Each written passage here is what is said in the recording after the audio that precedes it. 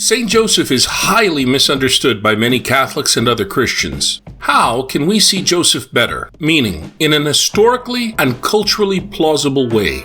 I challenge you to take the following quiz on Joseph. It will help you better understand him, Jesus, and the Gospels. 1. Before Joseph lived with Mary, what was their probable relationship? A. Childhood sweethearts. B. Best friends. C. Both A and B. D. Patrilateral first cousins. 2. When did Joseph and Mary get engaged? A. Following a great amount of prayer. B. After Mary had spent much time in the temple. C. They never were engaged. D. After they fell in love. 3. Which of the following best describes the union of Mary and Joseph? A. A religious union called marriage. B. A civil union called marriage. C. A covenant by which a man and woman establish between themselves a partnership of the whole of life, and which is ordered by its nature to the good of the spouses and the procreation and education of offspring. D. The union or the pooling of honor of two Middle Eastern families whereby the two spouses represent the kinship groups. 4. In biblical marriage, God's will means A. That the spouses, a man and a woman, freely choose not under constraint. B. That the consent between the spouses is an indispensable element that makes the marriage. C. Both A and B. D. That the fathers and mothers of bride and groom do the choosing. 5. When, according to the Matthean infancy narrative, Joseph discovers that Mary is pregnant, initially he is A. Overwhelmed and feels unworthy to play a role with the Holy Mother and Holy Child. B. Humiliated as a cuckold, probably the last person in the village to find out about Mary's pregnancy. C. Grateful to the God of Israel. D. None of the above. 6. Who were the first villagers to discover Mary's pregnancy?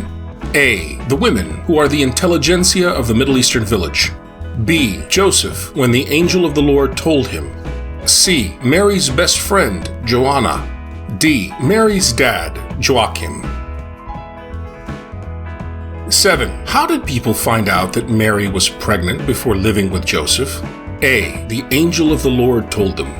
B. They just knew it had to be a miracle. C. Either when Mary didn't show up at the only village bath at the time each month when the women gathered to cleanse, or when she did show up, tried to hide it but couldn't. D. When Mary went around the village with a tambourine, singing praises to God because she was pregnant. 8. Matthew informs his readers that Joseph was a righteous man. This means that he A. was a morally upstanding person. B. was an Israelite holy man, what anthropologists would call a shaman, someone who can talk with spirits in alternate reality. C. hardly ever did anything to be guilty about. D. someone who prayed a lot. 9. Righteous men like Joseph always want to please God. In Matthew, when Joseph learns of Mary's pregnancy, he does not want to accept the child because A. Joseph knows that the child cannot be his, and to accept the child would therefore make Joseph a thief, something that would displease God. B. He feels radically unworthy before the Holy Mother and Holy Child. C. He feels confused and betrayed. D. None of the above. 10. Because in Matthew, Joseph knows that Mary is pregnant already, that means A. God must have done this. B. The devil must have done this. C. Some other human male must have done this. D. There is no way to consummate the marriage, and therefore no way to show the blood-stained sheet to the village at the wedding feast. This will lead to shame and death. 11. How do Mediterranean people like Joseph solve seemingly impossible dilemmas and crises? A. Just like Americans do, with intelligence and hard work. B. Getting advice from family members and friends. C. Through an alternate state of consciousness experience. D. By talking with a priest. 12. When Joseph took Mary into his house, that means that A. They lied to everyone at the wedding celebration by faking the blood-stained sheet. B. They told everyone that it's okay that Mary was pregnant early because it was God's will. C. They eloped, skipped town, and hid out in a nearby village until things blew over. D. They paid off everyone to keep their mouths shut. 13. How do you imagine Joseph acting as father to Jesus? A. Joseph was a warm and kind-hearted daddy. B. A hard-working but quiet provider for Mary and Jesus. C. Both A and B. D. Like a Middle Eastern North African father, someone mostly absent from a boy's early life. 14. Thinking about Joseph and Mary, what is the strongest emotional bond among Middle Eastern personalities? A. Between mother and firstborn son. B. Between husband and wife. C. Between brothers. D. Between masters and slaves. 15. And what is the weakest emotional bond among Middle Eastern personalities? A. Between mother and firstborn son. B. Between husband and wife. C. Between brothers. D. Between masters and slaves.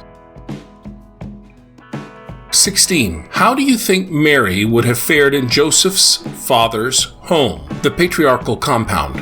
A. Always suspect and never truly fitting in. B. Loved and cherished as one of the family. C. Reverenced as the Holy Mother of God. D. They didn't live with Joseph's father. The Holy Family was a nuclear family, just like Americans imagine.